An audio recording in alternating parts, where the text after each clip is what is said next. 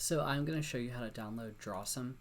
Go to larsbarnaby.com/drawesome.html and click whichever download link depending on your Windows version. And after it's done downloading, click the three ellipses, click Keep. Click the arrow next to Show More, click Keep Anyway. And it takes a minute, it's still loading. When it's ready, it'll say Open File, then you can click Open File, click More Info, click Run Anyway.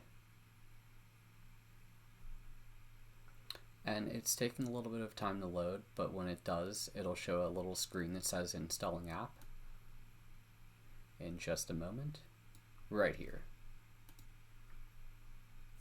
And it takes about a minute for it to fully install.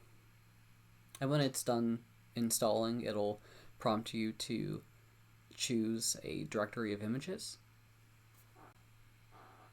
right about now. It'll also install a desktop app for your convenience.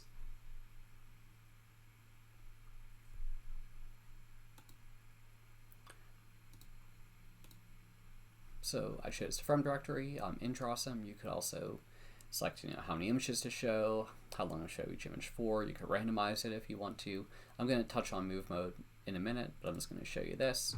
There are a bunch of features you can do. You can pause it, you can rotate it, you can make it grayscale or back to color again, vice versa.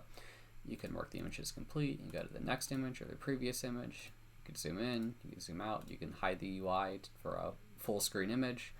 You could even bring up the thumbnail view. Now this is cool because you could bring it to like a second monitor or drawing tablet if you want to. You can also copy the image to your clipboard and basically you can paste that in the paint program, in a given paint program you have if you want. Now the last feature that I want to touch upon is move mode. Now move mode basically moves image from one directory to another when images are either marked complete or when time's up on an image.